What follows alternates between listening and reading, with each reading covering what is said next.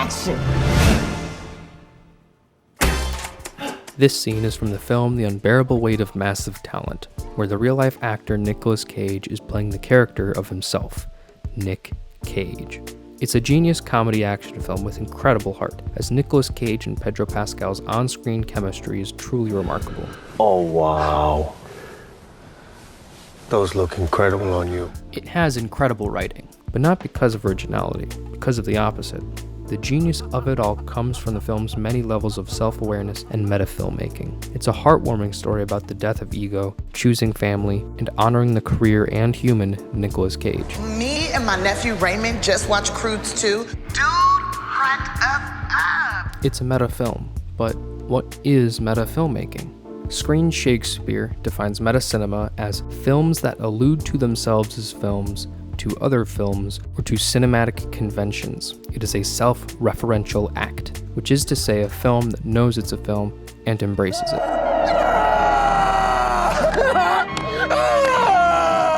Goodbye, Nicolas Cage.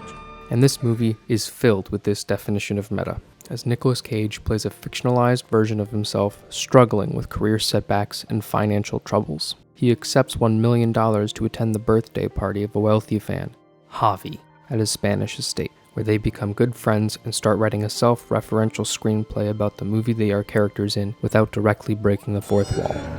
I was thinking that maybe our movie would be character-driven. Yeah. But things take a turn when the CIA approaches Cage, claiming Javi is behind a kidnapping.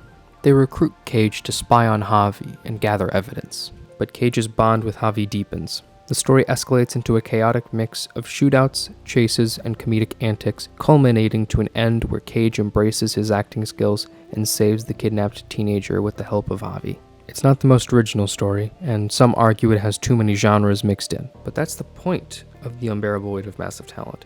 The entire movie is a self-referencing reflection of Nicolas Cage's career, using cinematic conventions from his own movies. I would argue it's a contender to be the poster child of meta genius because of its 4 levels of meta cinema in action. The first being Nicolas Cage acting as a caricature of himself. Hit me. My cerebral cortex will have transmitted a signal to the 17 healthy muscles that operate my trigger finger. Nick Cage plays a narcissistic, egotistical version of himself, reflecting the crazy and insane peaks of his life and acting roles, allowing us to see a fictionalization of a point in his career where he started taking more artistic, smaller roles. And that removal of ego is represented by his struggles with the hallucination of his ego, his younger, crazy self. The writers actually wrote the script without even having met Cage. The 2 writers, Tom Gormican and Kevin Etten, wrote it in 2018 as a way to celebrate Cage's career. What's it about? I was hearing rumblings about it. I said I have no interest in playing myself in a movie. It's just not something I'd want to do. Well, then I got a letter. Tom wrote him a letter that really laid out in a thoughtful way why we wanted to do the project and reiterated that it was truly a fan letter, basically, because we loved him and we wanted to celebrate him. And then I read the script, and I thought, he's really taking us on an adventure that is quite exciting. But there's more to the casting than just Nicolas Cage. Many cast members on set had Nicolas Cage entangled in their lives in some way. It was fantastic. I mean, I really looked up to him forever. When I was in middle school, I used to do a thing called caging, which is where you like take pictures and put them on people's lockers of you. He's my biggest influence. That's amazing. Yeah. I did not know that. I thought he was method acting the whole time. The levels of meta keep going, almost down a rabbit hole. The first level being the actors. The second, it's self-reference, where the characters write a screenplay that describes the movie you're watching. The third level is the involvement of Nick Cage's movies, where the main story takes ideas and points from other Nicolas Cage films at the same time they reference them, such as the kidnapping aspect of Guarding Tess, which is referenced in the film and important to the story, as both include kidnapping.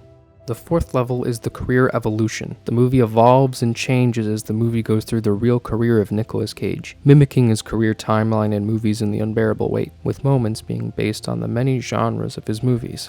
The strange thing is, I can see myself doing more of the stuff, spycraft, subterfuge, what have you. And while Nicolas Cage is more methodical in thinking, the caricature learns to accept smaller, more meaningful roles, with projects like Longlegs, Pig, or Willy's Wonderland. And while they're not the smallest roles available, they're small for a man who's been in Hollywood for decades. All of this creates a genius aura surrounding the film, All of this is why it's in debate for being the poster child of meta cinema. There are other popular meta films too, but few go as far without ruining the film's base objectives. Movies like Tropic Thunder, Deadpool, Birdman, and Being John Malkovich usually become limited to 3 levels at the highest. Don't confuse what I'm saying. I love these movies and what they've done for meta cinema. And Being John Malkovich is an extremely interesting, surreal movie that breaks a lot of barriers, but it also loses a lot of its audience compared to The Unbearable Weight of Massive Talent. But all these other movies are still meta. Tropic Thunder makes a commentary on filmmaking, acting, and the game of Hollywood. Deadpool constantly breaks the fourth wall of superheroes and comics while being self-referential, giving a general audience a foot into meta cinema. Birdman, which is similar to Unbearable Weight, has a washed-up superhero actor and famously Being John Malkovich, in which John plays himself where his mind has been taken over by a puppeteer. A surreal look at an exaggerated Malkovich, similar to Unbearable Weight. Some would say they've gone farther, others would say they went too far. It can become difficult to keep your audience the more meta your film gets, as the weirder it will get. But overall, this type of meta filmmaking is genius because it's incredibly difficult to pull off. Meta filmmaking can be very polarizing, as some enjoy the cheeky nature and others prefer to be fully invested. That's why most meta films are comedies. Most people can accept meta filmmaking inside 1 or 2 jokes, and Unbearable Weight does a great job of doing this sort of thing. You expect a comedic movie about Nicolas Cage, which they deliver on, but you get invested in its deeper levels and character-driven story. One woman, but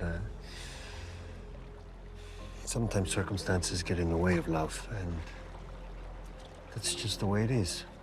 Because of the incredible subjectivity that comes with metafilms, the argument for which are the top 2 most popular would be between The Unbearable Weight of Massive Talent and Being John Malkovich. I won't claim that Unbearable Weight is the greatest metafilm of all time, but I will say that objectively, it's one of the greatest metafilms there are.